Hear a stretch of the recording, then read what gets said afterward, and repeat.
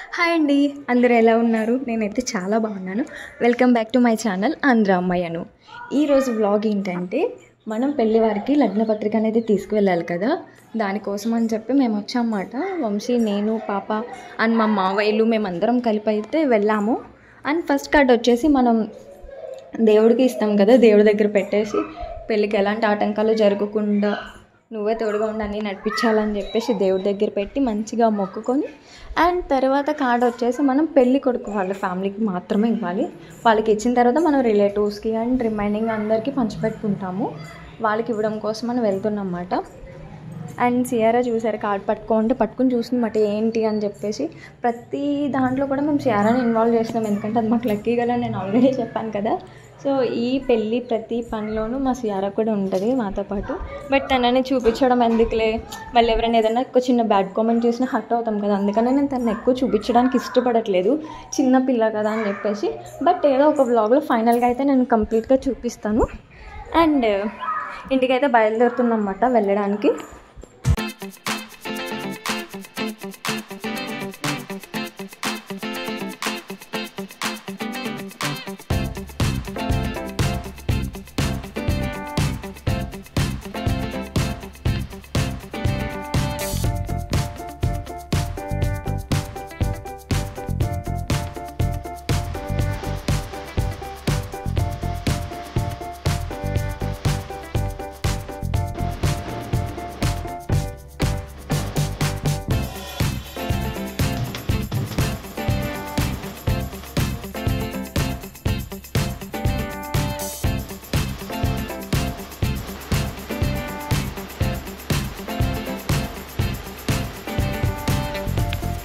ఫైనల్గా అత్తయ్య గారు వాళ్ళ ఇంటికి అయితే వచ్చేసాం అన్నమాట. వాళ్ళకి బొట్టు పెట్టి ఆ లగ్నపత్రిక అనేది ఇస్తున్నాం.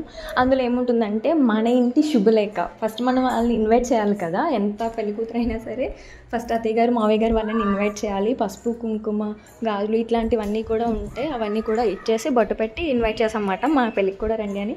సో నాకు ఇక్కడ అవి ఇచ్చినప్పుడు ఏం చెప్పాలో తెలియక అడుగుతున్నాను అనమాట అత్తయ్య గారిని, ఏమైనా చెప్పాలా అత్తయ్య అంటే, ఏమీ లేదమ్మా, మీ అమ్మాయిని మాకు ఇస్తున్నారు, మా అబ్బాయిని మీకు ఇస్తున్నాం, ఇంతేనన్నారు. సో అది మాట నవ్వుకుంటున్నాం అక్కడ అందరం కలిపేసి.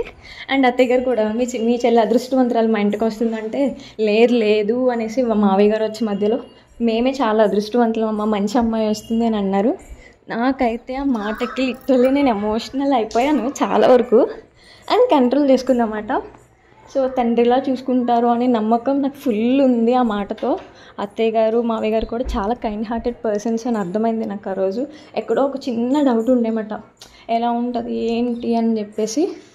ఇంకా ఆ మాటతో నాకు ఇంకా డౌట్స్ అన్నీ క్లియర్ అయిపోయినాయి. తనని చాలా బాగా చూసుకుంటారన్న హోప్ అయితే వచ్చింది. ఎందుకు పెళ్ళి అనేసరికి కొంచెం ఎమోషనల్ అయిపోతున్నాం అన్నమాట ఇంట్లో అందరం కలిపేసి. సో ఇంకా ఫైనల్గా భోజనాలు కూడా చేసేసాము, లగ్నపత్రిక ఇచ్చేసి ఇంక ఇంటికైతే వచ్చేసాం అన్నమాట. నెక్స్ట్ నేను ఏ ఈవెంట్కి రిలేటెడ్ వ్లాగ్ పెడతానని తెలుసుకోవాలనుకుంటే please do subscribe my channel Andhra అమ్మాయి అను.